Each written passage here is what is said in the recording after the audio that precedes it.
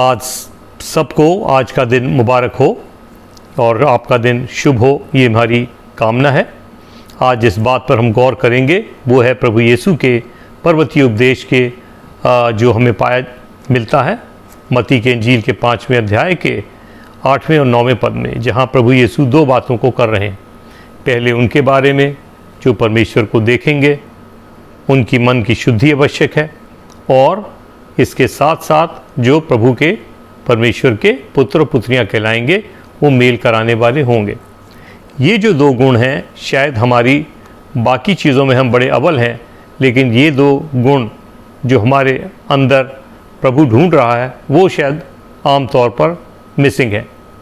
कि हम बाइबल भी पढ़ते हैं, गिरजे भी जाते हैं, पूजा पाठ करते हैं, हर तरीके से परमेश्वर की जो स्पेसिफिकेशन है रिलीजियस वो पूरी कर रहे हैं, लेकिन जहाँ तक मन की शुद्धि है वो थोड़ी सी एक हमारे लिए बड़ी भारी चुनौती है।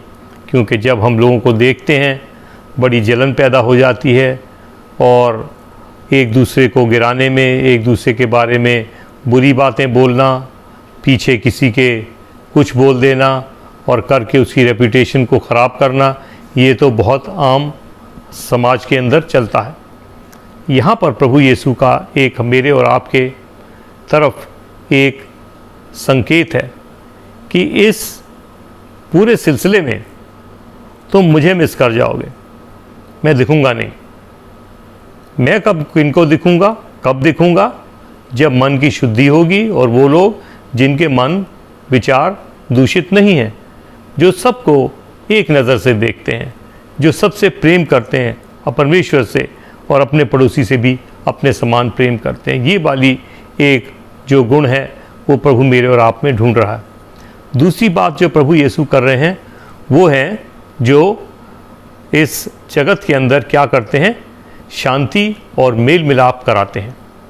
ये एक जो अपने समाज के अंदर अपनी रेपुटेशन बना के रखना अपने सर्वाइवल के लिए एक बड़ी अजीब सी बात है कि अच्छे अच्छे लोग, धार्मिक लोग इस चीज़ में थोड़े से फेल हो जाते हैं कि बजाय मेल मिलाप कराने के लिए, अपनी इज़्ज़त बचाने के लिए, अपनी इमेज इम्प्रूव करने के लिए वो लोग तो लोगों को विभाजन करते हैं, और इस विभाजन से जलन पैदा होती है, लड़ाई होती है और लोगों के विचारों का क्लैश हो जाता है।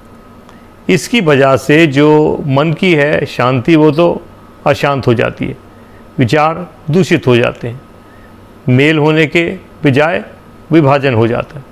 यहीं पर मुझे और आपको जो है रुक करके अगर प्रभु को देखना है और हमें उसके बच्चे या पुत्र पुत्री कहलाने का हक पाना है, तो मुझे और आपको अपने रुक करके देखना होगा कि भाई मैं क्या कर रहा हूँ, मेल करा रहा हूँ या विभाजन करा रहा हूँ।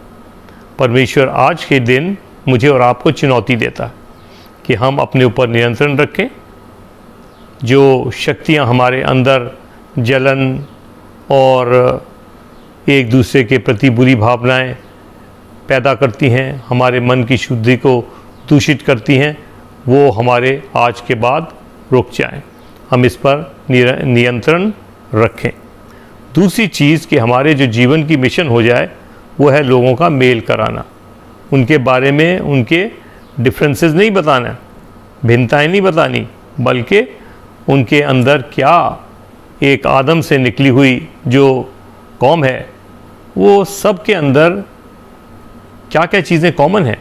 सबको आँख कान दिए हैं प्रभु ने, सबके शारीरिक अंग एक हैं, और फिर ये कहना कि तुम फ़र्क मैं फ़र्क, ये थोड़ा सा प्रभु के मन को दर्द पैदा करता है। आज हम ये प्रण ले लें कि हम इन बातों से दूर रहेंगे और ना केवल हम प्रभु को देखेंगे मन शुद्ध होने के कारण, बल्कि मेल कराने के बाद हम देखेंगे कि हम तो वास्तव में अब उसके पुत्र और पुत्री कहलाने लायक हैं, क्योंकि उसके पुत्र पुत्री का होने का मतलब जो उसका कार्य है उसको मैं और आप कर रहे हैं। जैसे आम तौर पर हम इस बात को जिक्र बार बार करते हैं कि जो तोते का बच्चा है वो तोता जैसे निकलेगा ना, वो कौवा जैसे नहीं निकलेगा। इसलिए अगर मैं और आप परमेश्वर के पुत्र और पुत्री हैं तो हमें भी उसी ईश्वरीय गुण हमारे अंदर दिखने चाहिए। आमीन। Friends, wish you a good day and God's many blessings as we celebrate this gift of life, as we live this day, live this life. What sort of an environment in which we live depends much on what we create. And therefore, there are two things that I would like to share from Sermon on the Mount that Jesus gave. First thing that he mentioned was in verse 8 and 9 of chapter 5, St. Matthew's Gospel. Please recheck Matthew's Gospel, chapter 5, verses 8 and 9. And here Jesus talks about those who will see God. And what is it that qualifies us to see God? What enables us to really see God, if at all we are eager to see Him? And that is nothing but maintaining purity of heart. And the word says, "Blessed are the pure in heart, for they shall see God." Unpolluted, impure, pure hearts and devoid of impurity. Only those people will be able to see God. Now, in this world, many claim to have seen God, but then let's cross-check. Not others, because we don't want to be judgmental. Let's be honest with our own selves. Which are the occasions when we had a glimpse of God? And I'm sure it will match with what Jesus says. It's the purity of heart. When we had no grudge against anyone, when we were so happy within, so contented with whatever was happening around. And that is the stage at which one is able to see God. The other is, in the midst of all those who claim to be children of God, the task given to them or the expected attitude is that they will be peacemakers in this world, not creating fights, arguments, or dividing community over caste, color, creed, or race, but seeing everyone from the same eye, putting everyone at the same level. Nobody is rich, nobody is poor, no divisions, all descend from the race of Adam. And if that is so, there is every likelihood that we are qualified to be called children of God.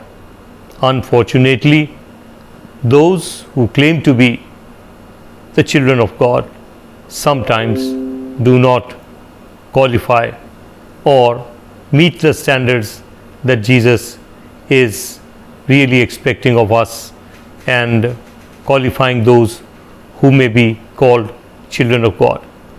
Let this day be a challenge for us to develop self-control, not to entertain any impure thoughts, but rather maintain that purity of heart. And next, no mischievous ways in which we normally create divisions, but